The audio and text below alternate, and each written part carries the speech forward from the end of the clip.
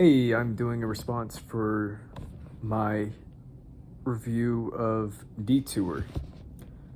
And I thought it was a really good movie. It's black and white, it's old, but it's definitely watchable. I thought the story itself was pretty original, and I like how it keeps you guessing.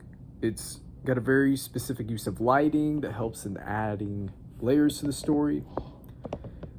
And I do appreciate the creativity of how the female protagonist was handled at the end. And essentially, one of the issues that I have with that was the fact that, she is killed with a phone cord. And I think that is absolutely ridiculous. And I do not see that happening with any flimsy phone cord. I think that is a very peculiar, interesting, and witty way to kill somebody off, but at the same time, very unrealistic. That was a kind of a quirk in the film itself that I couldn't really wrap my head around. I thought it was original, but at the same time, very unrealistic.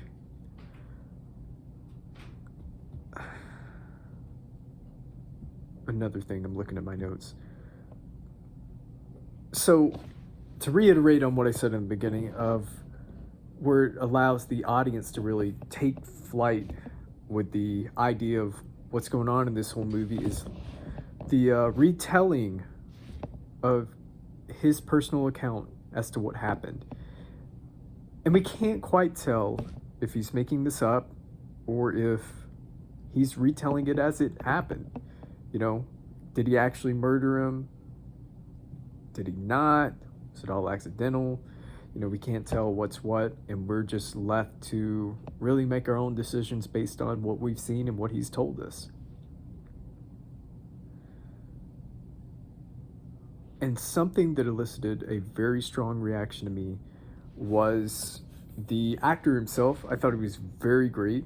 I thought that he was able to portray his emotions in a way that was subtle, but yet you knew exactly the change in when his story arc changed, and when the story got complicated, his emotions changed, and just enough that he was able to maintain it, look conflicted, and like a very real person changing with the story arc that's changing itself. When he knew the gig was up, you saw his emotions change, and he's kind of there trying to maintain his posture, but kind of also like, oh man, they're on to me. Well, this woman's on to me. And you could really tell it through the actor's expressions. I thought it was very well acted by him, and some of the supporting actors and actresses as well.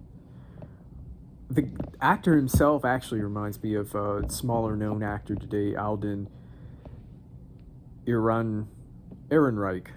He's been in a few things. He was in Cocaine Bear and Oppenheimer. He looks very similar to him, and I thought that was very interesting. So if they were to remake that movie, that would be, I feel, a perfect actor for that. But overall, the movie was really well done, and I've seen a couple of film noirs prior to this. I'm not real keen on the genre or style itself, but I've seen The Maltese Falcon, a couple of Humphrey Bogart films, including Treasure of the Sierra Madres, I think is the name of that movie, and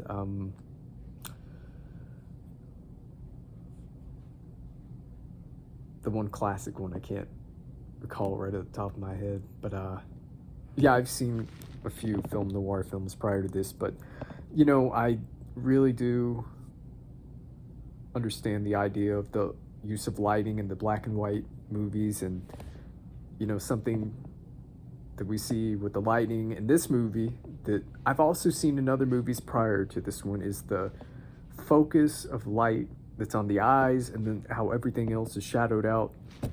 I think that is a very peculiar take and a very specific take to use in this movie.